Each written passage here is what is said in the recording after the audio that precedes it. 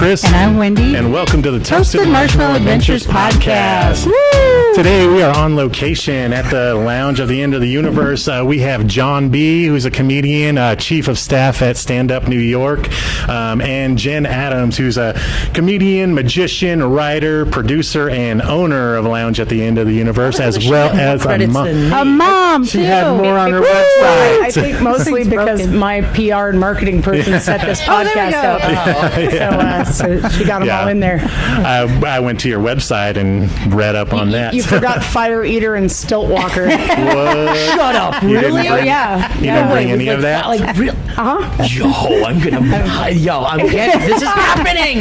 Wow, of all the things that can't happened, wait. that was the thing that got you the most excited. Wow. All right, there you go. Geez. Now, can you fire eat while on the stilts? I could, yes. Have you done that ever? I haven't. No. I haven't blended those two things. I need Or her we for just next launched year, right so into I'm this. already Yeah.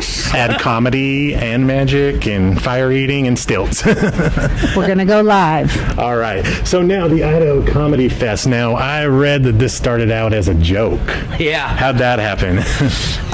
There was just somebody that was annoying us, and we decided, hey, let's just stick it to them and do a festival in their town. Yeah. And got to talking, and literally I got a phone call from Donnie, who's the owner of Standupny New York. Mm-hmm. He calls me and says, hey, we're doing this festival. And I'm like, okay. Did we go with Cancun? He goes, no, Boise. And I was like, yes, that's Yay. awesome. That's exactly what I said. I swear to God, Jen. Cross that off the Yeah. bucket list. Yeah. And then I just, I get to work fast. You pay for my loyalty and my speed. Yeah. So I went right to kind of Facebook, and I started asking comics like Alvin Williams, and I was connected with Jen. And Cool. from there, it became something that was started spiteful, but has really ended up being something that is going to be awesome, and coming to a new environment that people don't expect comedy from. Yourself included, myself included in that. Yeah. But being able to bring an experience, and not to mention after this pandemic that we've been through, the first kind of gathering of this size and magnitude in Idaho. I mean, that's huge. And we're Yeah. going to be able to do it with comedy and with the fantastic people over at Lounge at the End of the Universe. And yeah, was it a joke? Absolutely was, to start off with. Now, But can you mention the person who was pestering you? I don't want to really say this person's name. To be honest with you, in my head, the more credibility I give this person by saying their name. But I will tell you this. Thank you for writing your articles, because now we have the opportunity to show the rest of the country how great Idaho and Boise is specifically to do comedy. That's Yes. awesome. Is this your first time to Idaho? This is my first time. I mean, I've flown over several times, probably. Yeah. Everyone goes over Idaho. Yeah, but Yeah. I mean, here now, I was Jen, you saw me yesterday. I was super excited He was to be here. giddy. Really? And that's still awesome. giddy. And it's funny because we talked on the phone a couple weeks ago, and he was like, I can't believe I'm excited to come to Idaho. And I was very sort of ignorant about Idaho too when I first came here, because I'm also a New Yorker. I've been here for almost 15 years. And when I first came out, I was like, Idaho? I haven't thought about Idaho since third grade geography class. Is that actually a place? And then you probably know, people think they're like, Ohio? You're like, no. Yes. Iowa? Nope. Yep. None of those places. It's this other little place. Yeah. But yeah, and when I got here, I was like, whoa, this is a really cool. And then I came here for a 2-month vacation and then just forgot to leave. Really? Almost 15 years. Yeah. Wow. So I'm excited to share that with my native New My Yorkers. dream is that they're Yeah. still calling your name at the Boise, Idaho, at the Boise airport. Jen Adams, last flight, JetBlue. Yeah, after 15 Your flight years. is 14 and 3/4 years ago. Get back on the plane. I'm just glad I'm not from California, because nobody's mad at me for moving here. I did it before all the crazy migration started happening, so I got grandfathered into the welcome committee. We both are as well. Nice. I'm from the Nice. Bay Area, so yeah, but I've been here about 20 years now, so they accept me, I guess. It's a cool town. I mean, It is. just coming in here, you see it and you feel it. I was just over at Albertsons before. People are super nice, or I'm just super good looking. I think it's that. But they were saying hello to me and everything like that. I was like, this is awesome.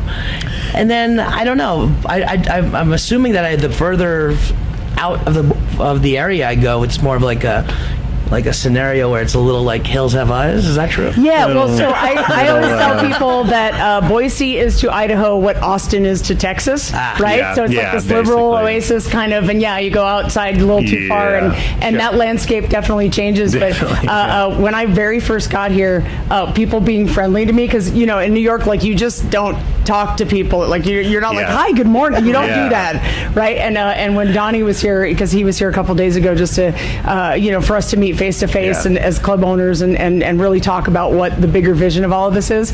And I took him up Camel's Back because it's a beautiful view, right? I said, you got to see the city all laid out. So we go up there, and on the way, people are coming down, and they're like, well, hi, how's it going? And he was like, he's real soft spoken, and he's like, this is really weird. Like, everybody's like just really like not, but why friendly? But I mean, I was the same way. I was walking down the street like my first week here, and people were like, good morning, and I was like, what do you want? Exactly. Yeah. Why are you talking to me? So this is already my life and my savior, right? Well, I noticed that too when I first moved to Idaho from the Bay Area in California, going into places, in California in the Bay Area, you go into a Burger King and the person helping you at the counter just acts like you're putting them out for you being there, right? Wanting their services. It's an inconvenience that ordering food and paying. Yeah, exactly. But there's something about this town. I just like it. It's got a nice charm, and I still yet to see downtown, which I'm apparently seeing tonight, right? Yes. Yeah, downtown is cool. Tonight. I'm gonna get blitzed out of my head. Oh, yeah. So right now we're live from the Artist Lounge, right next to Podcast Row at Lounge of the End of the Universe. Just so everyone knows, the Artist Lounge is still looking for sponsorship. Now, is that specifically for the Comedy Fest event or just overall sponsorship? Yeah, just for the comedy event. Okay. Yeah. So here's the thing about this festival. Because we were sort of holding off to make sure that the vaccine rollout was going to be successful and that we were able to do this COVID safe. Because we probably could have sold a lot more passes, but we're trying to keep it to a certain number, so we're able to. We have 3 stages, sanitize in between, and also stagger the shows so that we can move people around in a safe and proper way. And we were waiting to make sure that the numbers weren't going to spike. We got a little bit of a late start on really pulling the trigger on some things because we just really wanted to make sure that it was going to work out. So this has wound up being a self-funded venture between Stand-Up New York and between the Lounge. So sponsorship right now is key for us for sure. We bring in, I mean, there's 62 comedians over 3 days, and we added a few shows, so there's like 27 shows in 3 days, industry panels and workshops and stuff. So yes, we are definitely looking for sponsorship, and if you would like to be a sponsor, particularly of the VIP Artist Lounge right next to Podcast Row, you can go to info@loungeboise.com or give us a call at 991-2296. But info@loungeboise.com is a better way to go. Okay, great. And if you want to sponsor my Coke habit, you can Venmo me. A cola, by the way, a cola. Yeah. Coca-Cola, yeah. Yeah, Idaho. It's Venmo at Jonathan. I'm just kidding. I mean, obviously, looks like I'm not going to be taking pay for the next couple of months. But essentially, this has been self-funded, and it is a lot of self-funded through our comedians as well. A lot of our comedians are coming out here for the experience in itself. We will be taking care of some of their amenities, including their hotel stays and food and beverage. But they flew out here on their own. They got to get here, and that's why, I encourage you, if you're in the Boise area, or even if you're not, and you want to see some great comedians who are focused and literally are dedicated to kind of sharing their craft with everybody, come to this festival, because you will be seeing some comedians. Yes, you get some of our bigger stars that will be here that you've seen on movies, TV, and things of that nature, but you're also going to see the people that have been grinding in New York City for the last 5-6 years that maybe have a writing job on Comedy Central or a sitcom, but you're going to be able to see these people. This is the same experience that you're going to get when you go to Stand Up New York. And even further than that, when you go to the Comedy Cellar, when you go to the Comedy Store in LA, they're coming all here in one place. That's going to save you the $179 round trip to LA or the $300 round trip. They're coming to you guys. Yeah, that's I just awesome. wrote the most cheesy marketing campaign in my head. The comics are coming to discover Boise, and Boise, you're going to discover. Oh my God! Get out! I'm ashamed of myself right now. I'm absolutely I feel the flush of shame. Oh, jeez.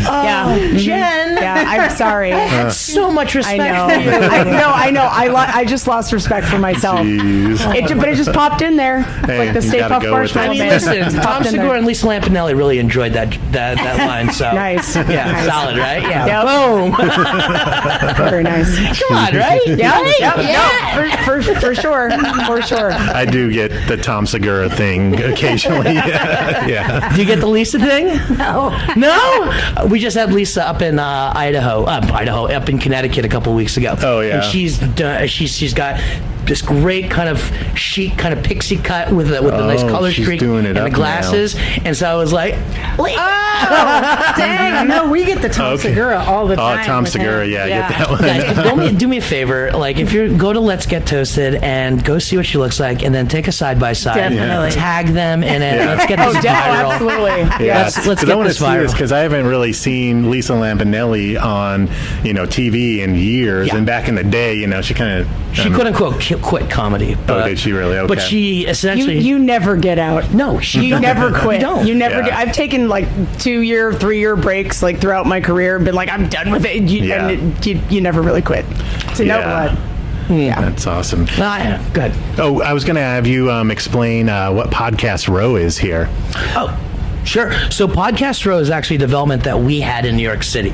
Essentially what it gave you the opportunity to was have several podcasters in one location and be able to interview several guests all at the same time in the same day. So you can get content literally and episodes, for at least a month. Podcast Row is a great opportunity to just kind of meet other podcasters, because usually you're podcasting out of a Zoom meeting or you're doing a telephone call. Excuse me. But essentially what we wanted to do with Podcast Row here was, it's going to be very rare that we're going to get all these great comedians in one location at one time. And even if you do get them at bigger festivals like JFL or over at Sketchfest or things of that nature, you're going to have to go through some hoops in order to kind of interview them. This gives you the opportunity right here in Boise to kind of, if you have an up-and-coming podcast or you want some great talent on there, it gives you the opportunity to kind of literally lease a small space for a couple of hours, and then you can go in and you can get 5 or 6 interviews done just like that, and you have 6 episodes in the can.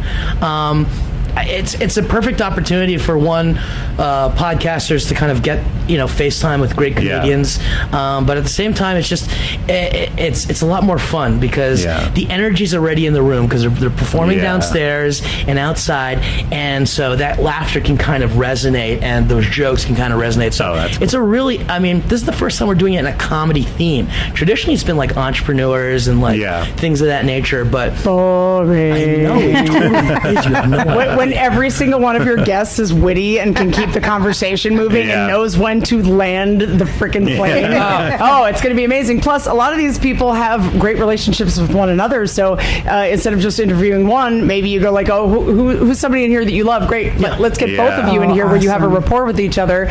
We have 4 private, with door suites, and then we've got a conference room here as well, so you can put multiple people around the room, and we're doing it on, you just book it for 2 hours, and we're keeping everything super reasonable, and then you can run around the festival and go hey, I want you on my podcast, and then you just go book the room like a dance studio. It's a couple hours of time, and you just bring your own equipment in, set it up, do it, and then you're out.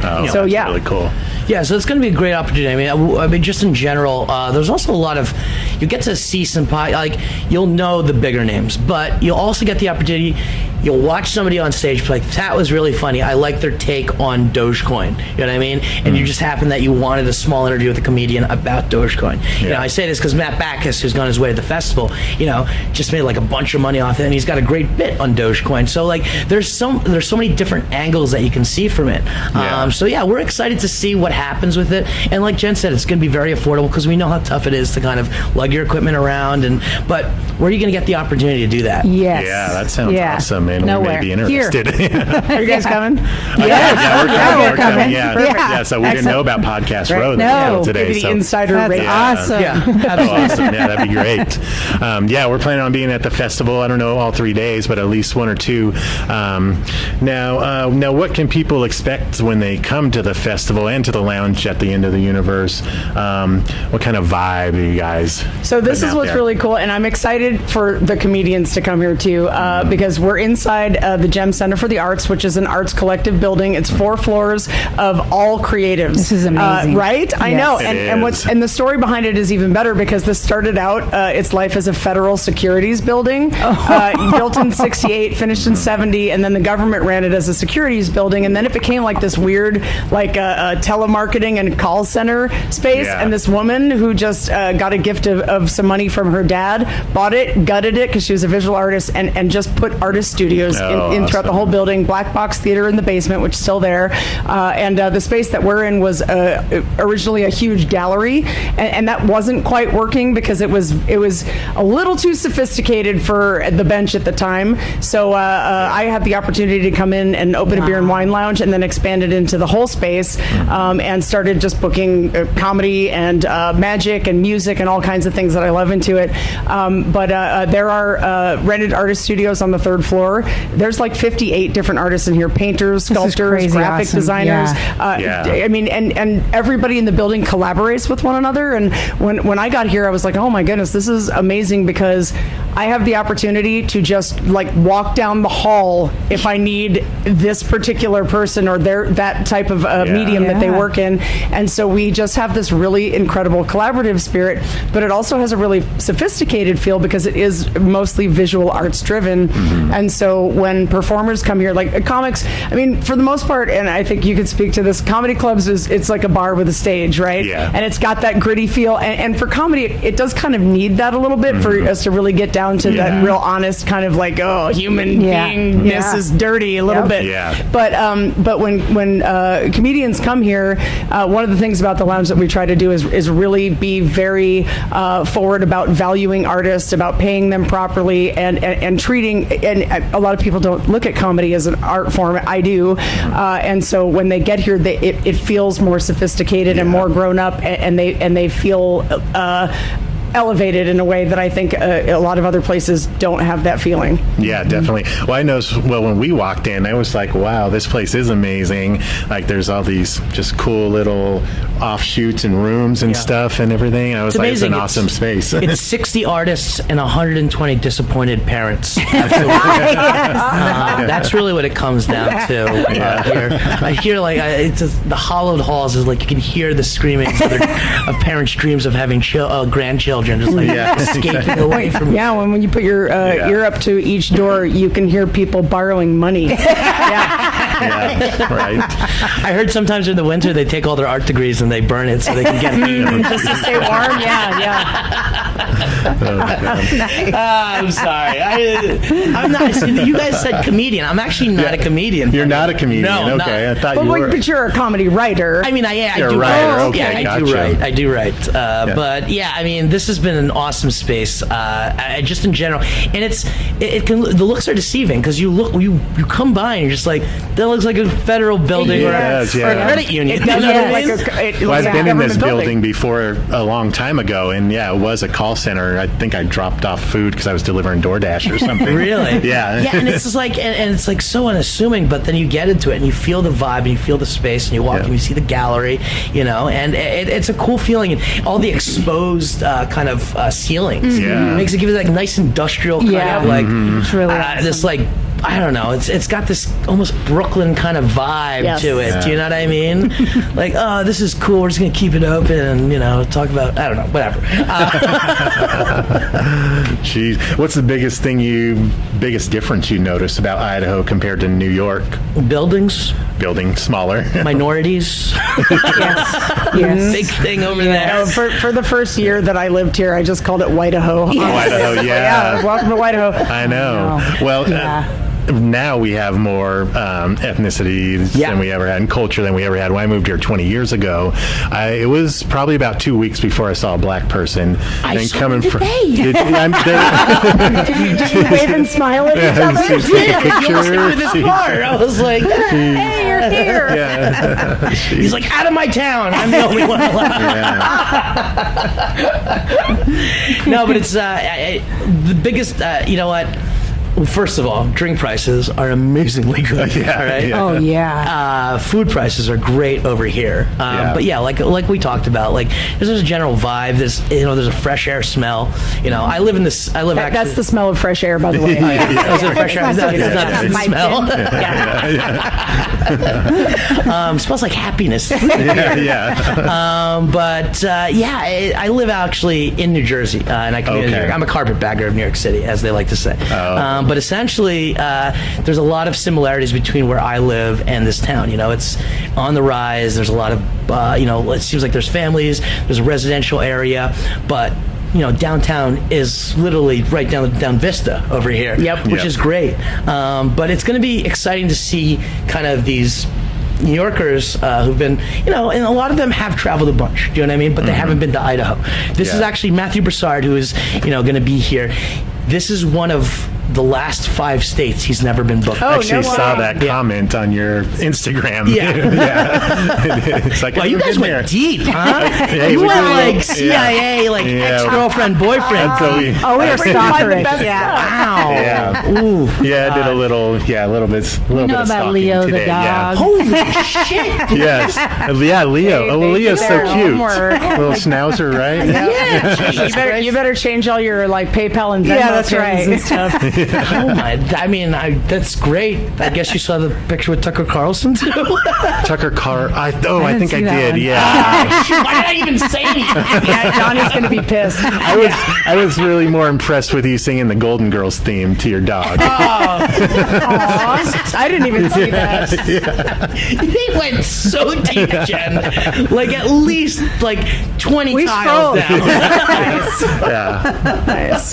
Yeah. So no, that was great. I probably scared the shit out of your dog, but it was great. It's actually funny enough. That's actually a TikTok challenge. That's not was me it? singing. Wasn't. That's me lip syncing. Okay, gotcha. Yeah. I was like, he sounds pretty good. Yeah, I wish I could belt like a black man that was in gospel choir, but no, that's not me. So Oh, okay. I'll show it to you later. Okay. Yeah, you gotta see it. So now with the Comedy Fest coming up, what type of COVID precautions are taking place? So one of the things that we're doing is that a lot of these festivals, you have like a lanyard pass.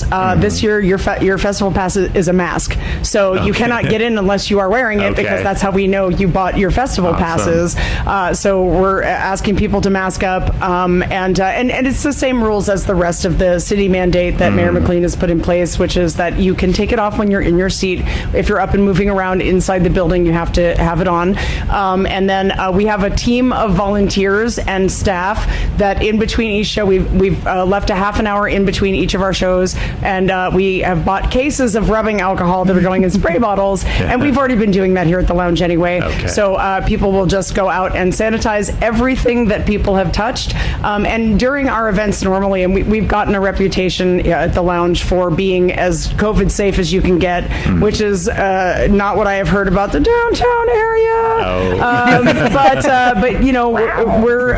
we took it really seriously, and so we give you a warning, and if you don't put your mask on or you try to stage a protest, we kick you out. Because it's just not time to mess around.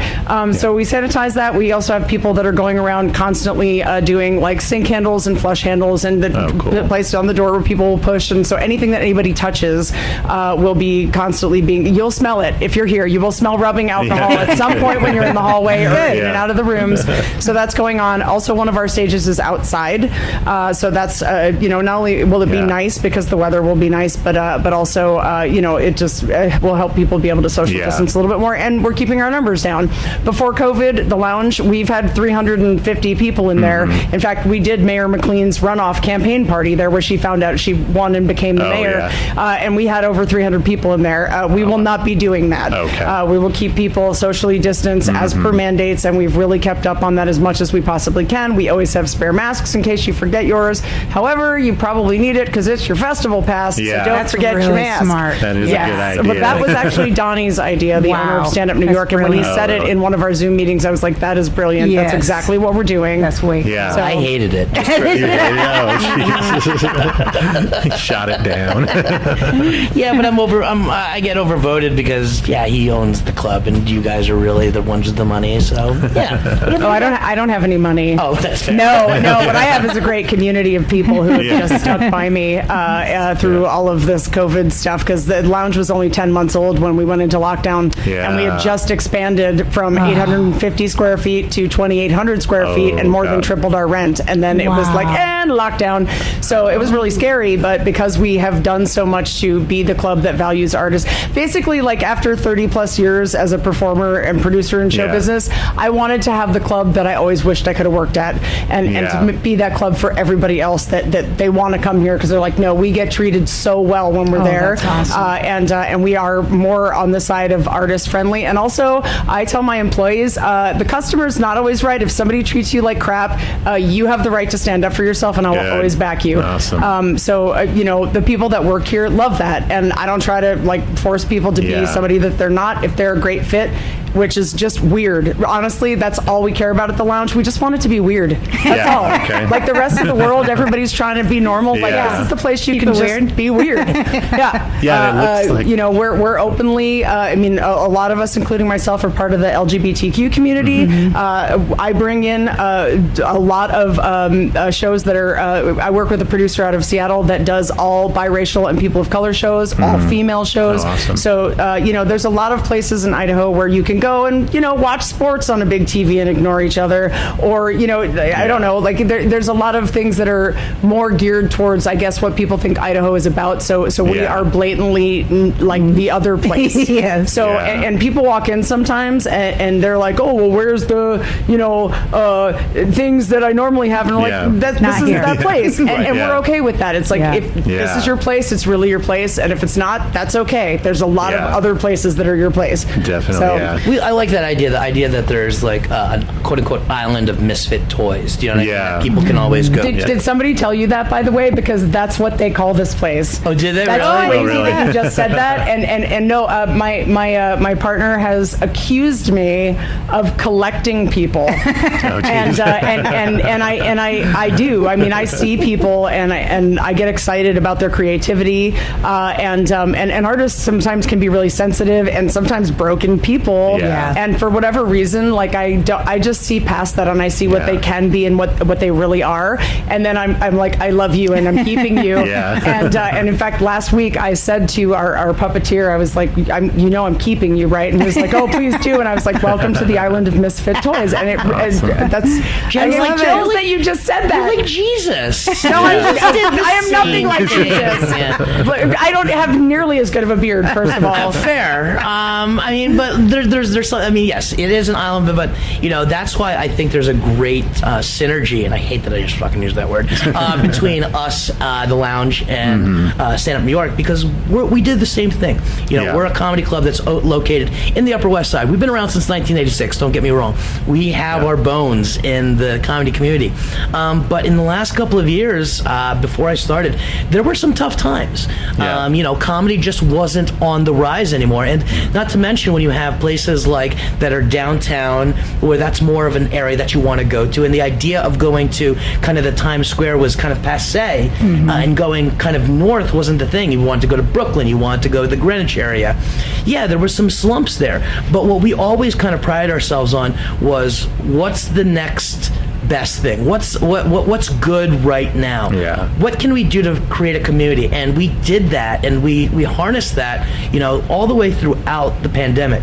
And it was good to see when we kind of did our research on Idaho, and specifically Boise, that this was a location that does that. They have some great up and coming talents, and that's what we pride ourselves on as well at the club. You have open mics, and it's great to have the drop-ins from like the celebrity comedians like an Amy Schumer, and a Bill Burr. But I'll be honest with you, like, they leave and go back to their apartments, or they go back to LA.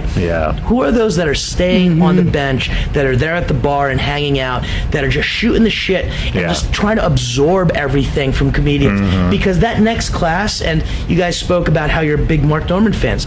Mark got his start at our club. It's great when he graced us with his presence. But people like Dan Soder. I love Dan. Soder got his start at our club, literally eating checks. Do you know what I mean? So I do know what you mean. Jen's getting flashbacks. No. The Ha Comedy Club, they were like, put Jen on for the check spot. Always. The checks go. It's funny. But we always want to see what's next. And what you'll see is not only New York comics, but, the classes have come and gone. Sam Morril, Mark Norman, Amy Schumer, Nikki Glazer, Pete Davidson, they've gone on. But wait till you see the comics that we're about to bring you. Right? Yeah. But not only that, wait to see the comics that you're about to see in Idaho and in Boise that have been grinding here at the Lounge for the last couple of months, that have been going to the mics, have been writing new material on a consistent basis. Those are the next class that you're going to see. Those are the ones that are going to move to New York. They're going to move to Los Angeles. They're going to have those opportunities. So, are you about to see something like, you're going to be so Brooklyn that you're going to see and be fans of these comics before they were even big? Woo! Nice. No, for sure. And I got to say, Donnie and I have been talking through Zoom meetings and text messages and stuff, and with him coming here and us really getting to meet face-to-face as venue owners, he is as wonderfully punk rock as I am in my attitude towards what we're doing. When New York City closed, they were like, we're doing shows in parks, on subway platforms, like we're going to continue to make this happen. And the Lounge did the same thing. I know. Ruined my summer. When our club had to close down, and actually you could go on our Facebook page, because my business partner Coral and I, we live streamed ourselves painting the floor and the walls green, and we just made a fully immersive live stream studio.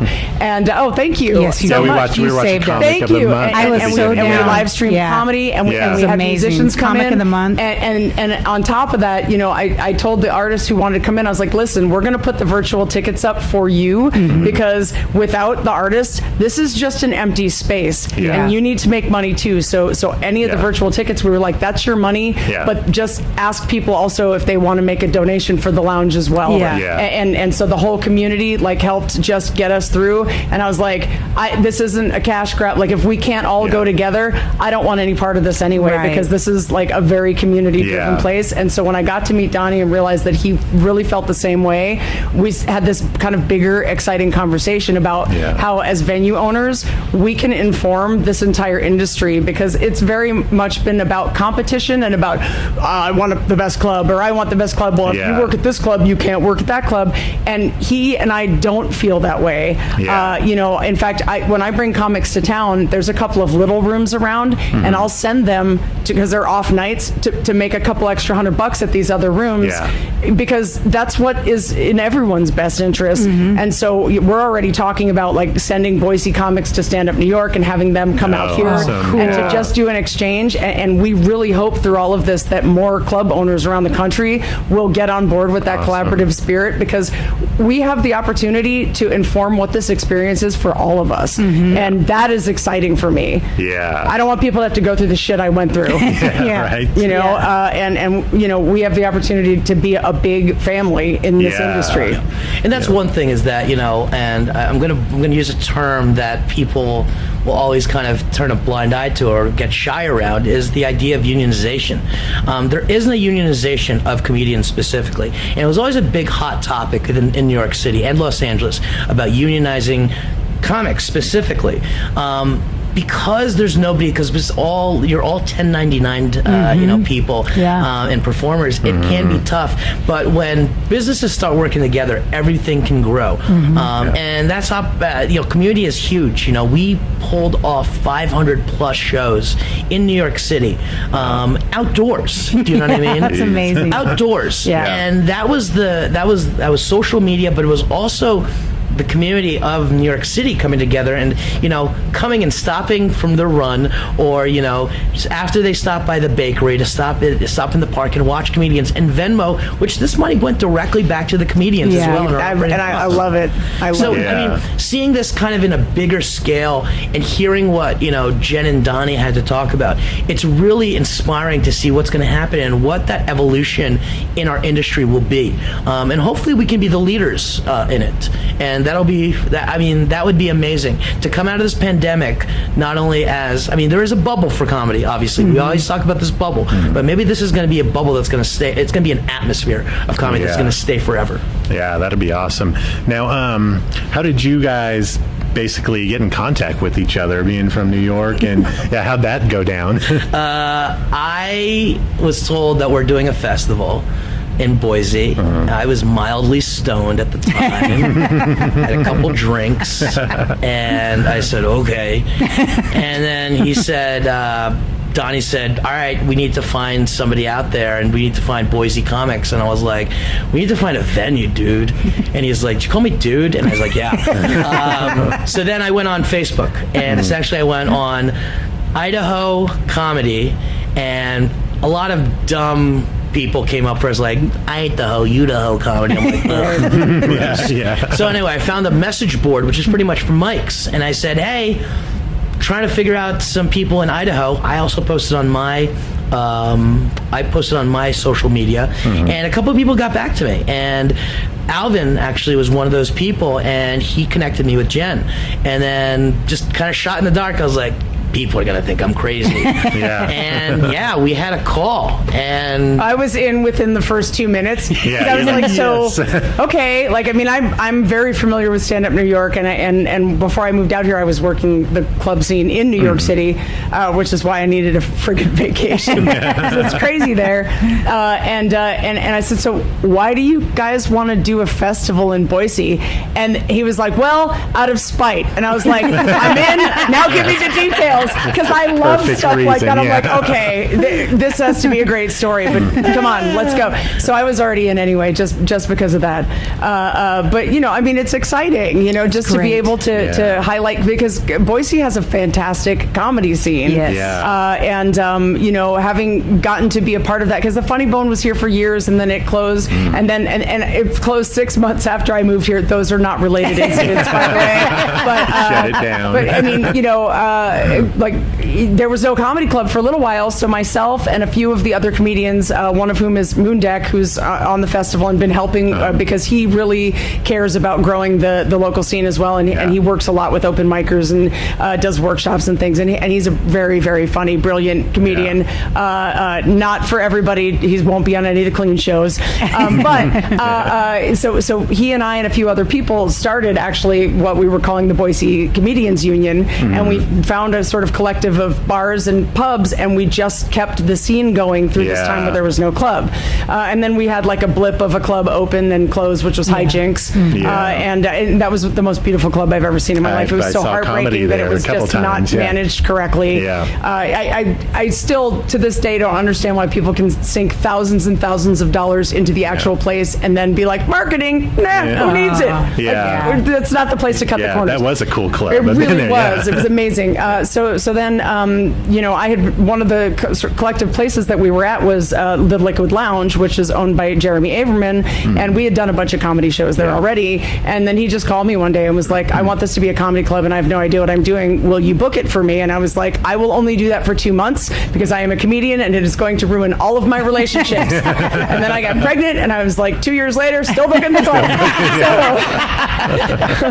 With a lot less friends. So I was right about that part. Because once you get on the other side of it, people take things personally sometimes. And, but I, and I had been a Comedy Store comic when I lived in California, and my friend Matt Bragg had also moved out here, and he was the manager of the La Jolla Comedy Store for a while. So when I found out I was going to book, I was like, you have to hire Matt to show you how to train the cocktailers, because there is a very specific way to cocktail a comedy room. It is a live theater environment. You can't have people just walking over like, what do you want? Like right in front of the stage. And I've seen that a bunch of times. So we were able to train the staff, and then he and I sat down and we're like, okay, how can we make this better for everybody than it was for us? Because, you know, we both got treated really shitty, like the industry. And I think in some places it's still like that, but he's a gay comic and I'm a woman, so we had it worse. Right? So, you know, it's just being marginalized anyway. But you know, on top of that, I mean, I don't even want to tell you what I got paid when I worked at the Comedy Store. It was terrible. Although I was the very first female bouncer in the history of the Comedy Store. Were you? They always sent me to kick out the big guys. Yeah, we've been to the one in Hollywood, So,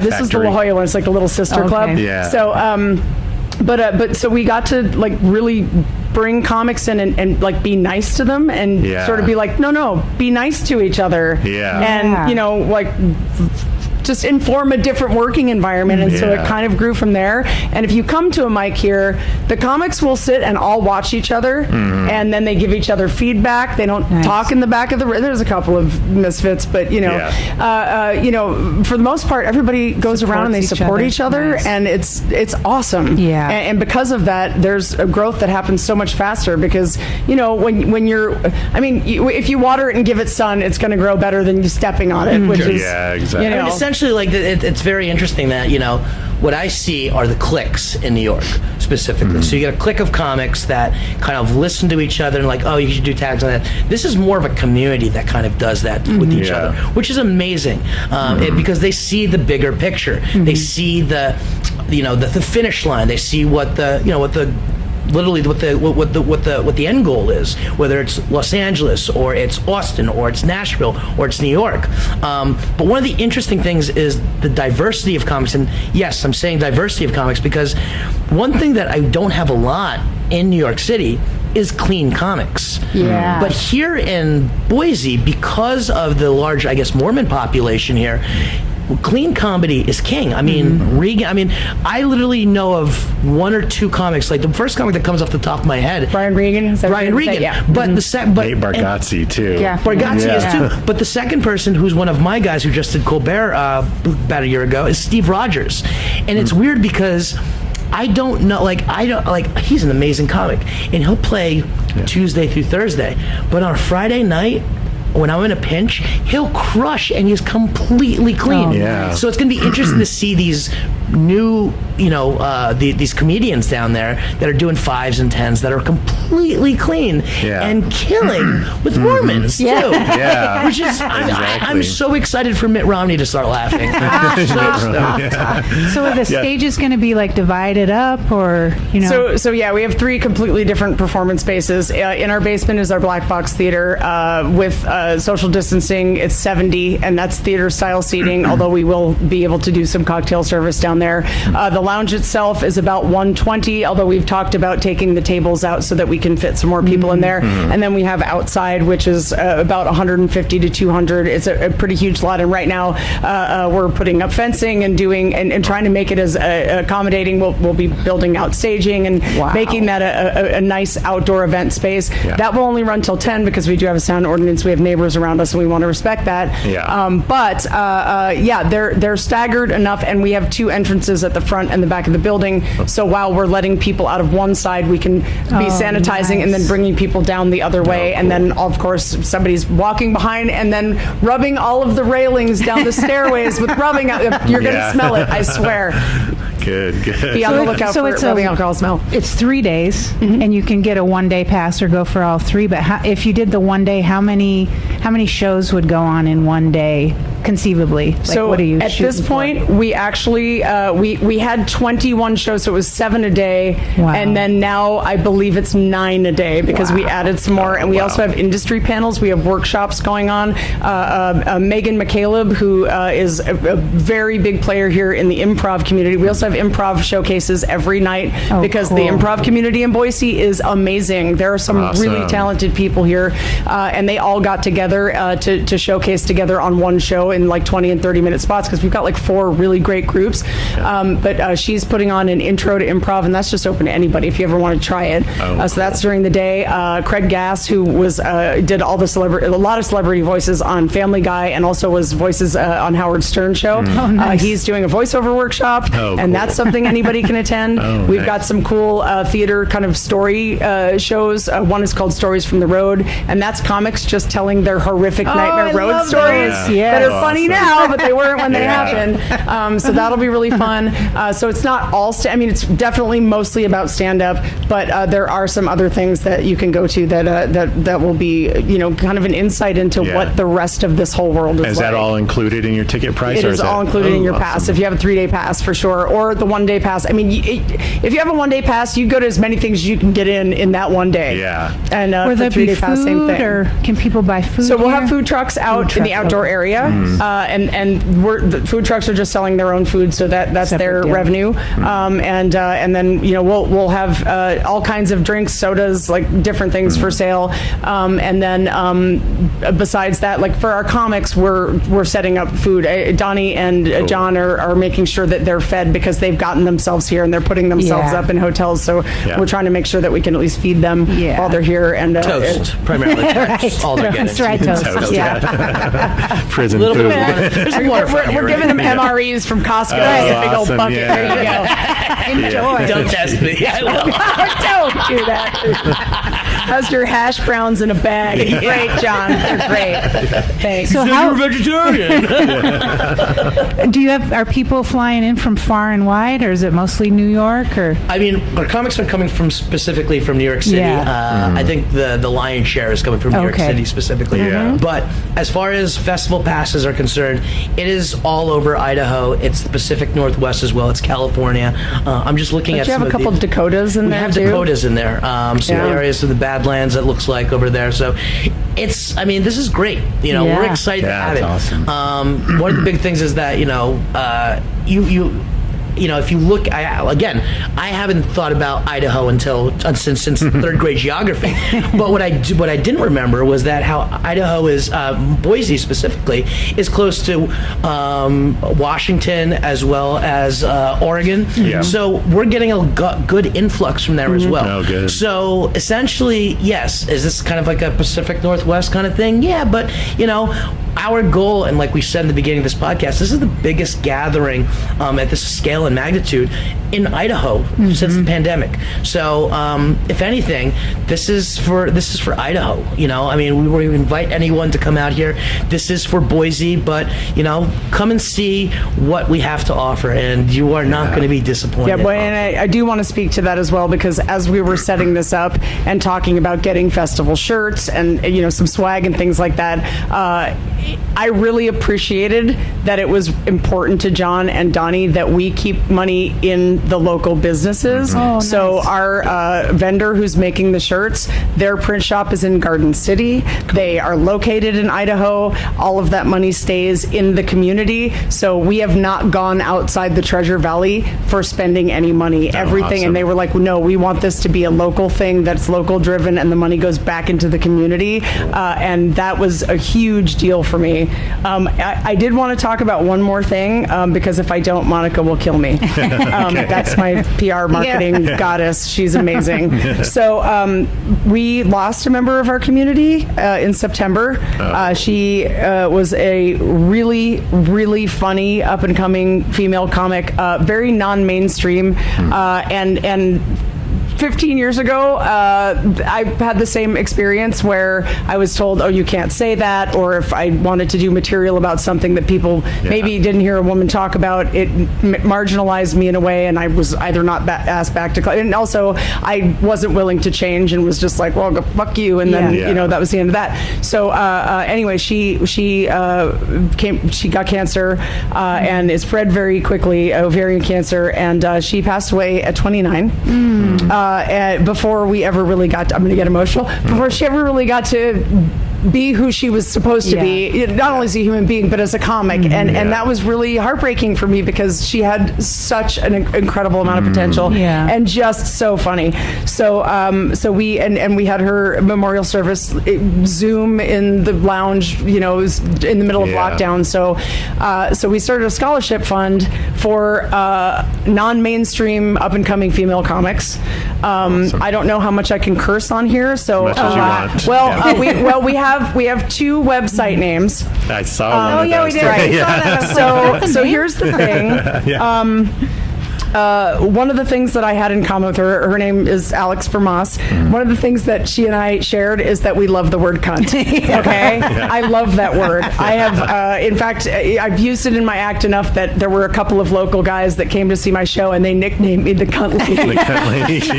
So it's a wonderful, powerful word, and I refuse to feel bad about it. It's got the nice, strong C sound. U.S. needs cunt, to adopt right? that word a little more. And Alex really loved the word too and owned it. Yeah. Because I was like, I think I've passed bitch. Like there's something what's past bitch? Cunt. Yeah. So the name of the website is cuntcomedy.com. And that's the scholarship. It's the Cunt Comedy Scholarship. But we do have on our website on launch because the Idaho Press did an article and they're like, well, we're not printing that because people will get offended. And I'm like, well, those people don't really understand how many origins of this word there are. I mean, they go all the way back to like ancient Hindu goddesses and stuff. Kunti, and so we we found a great article online and linked it about all of the origins of the word cunt, so that by the time you're finished reading it, maybe you're not so offended by the word. But if you are, you can go to vermosscholarship.com. Vermoss. But that makes you kind of a bitch. I'm just saying, like, just own up to it. But so we had shirts printed, and they are reimagining of the female reproductive system, but the ovaries are flipping you off.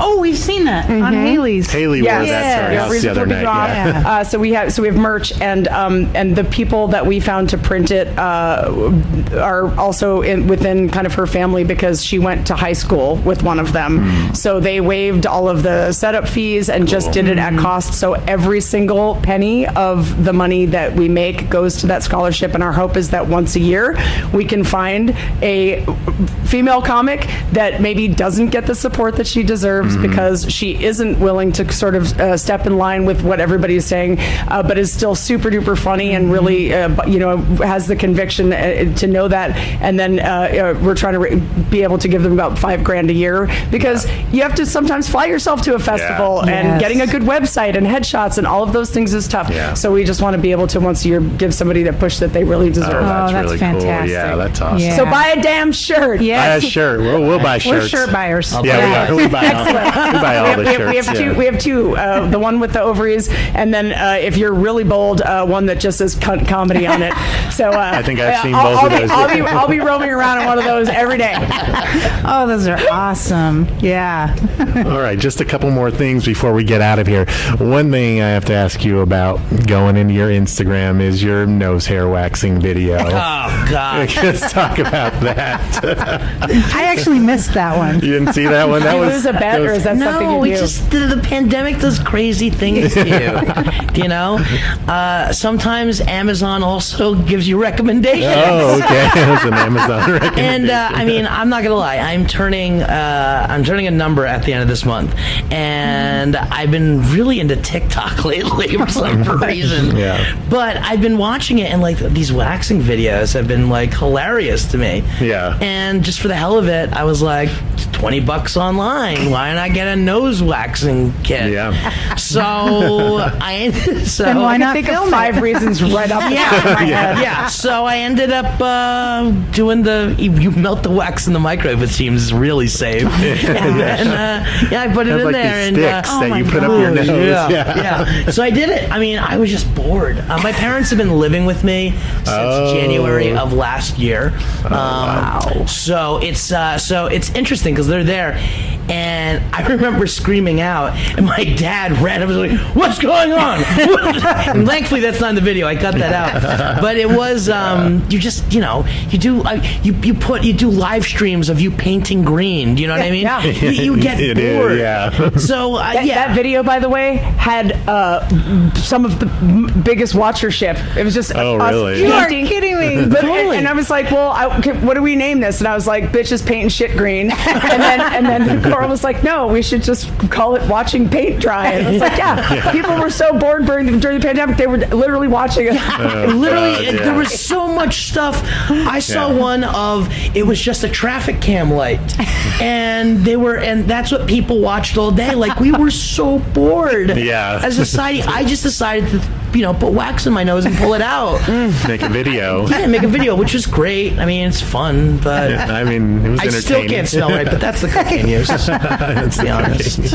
Sorry. I like it how Jen's just judging me right now. Nope, no, not at all. I just get have all questions for twisted, after though, the all of a podcast. That's all. Just cataloging what I need to ask later. That's great. I mean, you could go really deep into my Instagram like they did and probably find some really interesting things. Can find some interesting things about him on there. It's there forever. Yeah, it It's your is. living archive. That was your closer for me? The nose hair video? Well, yeah, there's That was nothing the better. closer. All right. I don't think I have anything near as incriminating on my site at all. There's actually a lot more incriminating stuff on there. I think I'm the surprisingly most Alright. incriminating We'll thing, have or to the go. thing that I think I'm the most like about, is that after I stopped booking the comedy club, I got a job by accident. By the way, I accidentally won a job as a morning show host on a country music station, and I am a liberal New Yorker, and so it was like 3.5 years of feeling what it must feel like to be Larry the Cable Guy, God. where like you just are like this fake person all the time. Yeah. And so there's lots of pictures on my, because they made me post on my Facebook of me in like sparkle butt jeans at the rodeo. Oh God, and I had to like go out to the Caldwell Night Rodeo with my morning show partner, and his dad rode like saddle bronc, back in the day. So this is his world, Yeah. and like we had to go out and call the junior steer riding, and this is where they take like God. 6-year-olds and they put them on the back of like a 900-pound like angry teenage bull, and like Yeah, open the yeah. pen and like, all right, good luck, fun, Sonny, honey. right? Try And not we're to like die. standing over it, and I'm just like, like what the hell? I mean, I grew up on the Lower East Side in Alphabet don't City, do and I was this. like, this is like my childhood was not crazy. This is crazy. Yeah. And so Corey would be doing all the technical stuff, and apparently my job just became to go, well, that's a big one. Ooh, look at him go. And then just panic inside that these children were just going to die. And I was like, oh, wow, this is my life. Jen, but sometimes you just have to get her done. Oh, Yeah. That is something. yeah. They're quotes. Oh, Yep. yes. So, also, let's go over these quotes real quick. You have a quote that was on Instagram. I found it, fake it till you make it. Which is kind of our motto a little bit, is. too. Yeah, just fake it till you get there. I liked your quote a lot. The lounge is not a place, it's a people. Is that what it is? Oh, I stole that from Thor. Oh, okay. Well, but I mean, it is. Yeah. It is, because there was a point right as the lockdown ended, because I mean, I opened this place on credit cards. Like I literally just was like, "Fuck it, let's do it." Yeah. And so I had no money saved up or anything, and we were only 10 months in. Yeah. So what I had was community, and there was a point where I was like, we might actually have to close, and then I was like, well. Moondeck's garage is like a mile from here, and we got a green screen. Like, maybe we just go rogue online and just keep live streaming until we can build Yeah. up enough money to get a place. And it was kind of during that I was like, the lounge isn't the space. The lounge is all of the people that are Yeah. here, and how they contribute and how they inform what this feels like and what it is to everybody. And so it is. The lounge is a community. This is a Awesome. space without the community in it. That's really cool. Yeah, this is a great space. I mean, Boise needs something like this, because I think it's the first of its kind in this area that I've seen, at least. I don't know if you know of anywhere else like this. I love Sam down at the Visual Arts Collective. I have to say that that's a Okay. beautiful, wonderful communal space as well. Okay.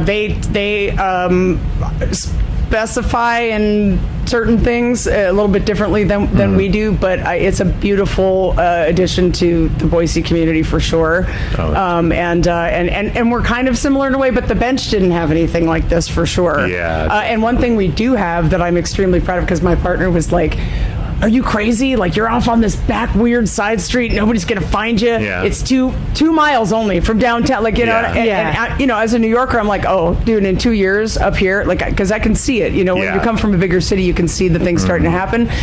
One thing we do have is after 5 o'clock, about 200 free parking spaces all around us. Woo! Yeah, it's not downtown where you're circling the block. You just pull right in and you're parked and in. So, yeah. How'd you come up with the name? So I'm a sci-fi nerd, and when we were building the Lounge Inn, we had a sort of Meow Wolf-like immersive art experience called 24/17, and I designed the lounge because it went really well with that. I didn't realize that was only going to last 6 months, but I picked it because it's a nod to Hitchhiker's Guide to the Galaxy, because in that book there's the restaurant at the end of the universe. So I said, well, I want it to be weird enough that people that don't know what the references are like, well, this sounds kind of interesting. Check it out. Yeah, but the people that do are like, that sounds like my kind of place, right? So just something weird. That's all. Yeah. That's really at the base of it. The lounge is just about just make it weird. That's all we ask. Yeah. You know, whatever your brand of weird is, whatever. But you know, just be you. Come in. We're not going to ask you to be anybody else. And the weirder it is, the better. Craig Gass, when we had him here last year, and it was he's coming back, and this is the first show he's done since before lockdown, and the last show he did was here. Get out. Wow. Yep. Yeah. Who was that? And he spent 20 minutes at the beginning of his act just making fun of the name of the club. And it was fantastic. I was laughing so hard in the back of the room, because he does that. Like, he'll just roast the club for the first 10 minutes of his act, and it's like, it was an honor. That's really cool. Nice. Yeah. That's awesome. Well, thank you to. Is there anything we didn't hit? Yeah, that you we need didn't to hit anything. Want to? Get all your so plugs in. we're still looking for some people to volunteer. So if you'd like to just audit the festival, like, and we're only asking people to do like a 2-hour block during the day, and then you could just hang out and see the rest of that day. So if you want to volunteer, hit us up on info@loungeboise.com. Festival passes, I think, are like the 3-day passes are almost sold out. That's what I But if you want to go online and see if you can still get one, those are at Idahocomedyfest.com. But if not, there's still day passes that will be available as well. And then let's see what else we got in here. I think that might be it. We're going to be doing a big promo on television. Oh, thank you. Yeah, other piece of awesome. paper. Yeah. John's like, no, the other piece of paper, down, not the one you've been carrying around for 3 days. So on May 13th, we have Larry Gebert reach out to us from Channel 7, and he is going to be interviewing a very special guest. I'm not allowed to say who it is. So you will have to tune in, and that will be airing May 13th. And thankfully, Monica just happened to have walked in. Do you know what time, so that we can let people know what time it's going to be? It's in the morning, correct? It's like around 9-ish? You're going to have to stalk our Facebook. I guess, we'll know probably the night before. And so if you go to any of our socials, or also, it's Idaho Comedy Fest has its own socials, but also Loungeboise, and that's on Twitter, and then also on Instagram, it's Lounge at the End of the Universe, and probably why we don't get tagged a lot in things. People are like, really, you're gonna make me write that whole freaking thing out? But it's on there. You can just pull up hashtag Loungeboise.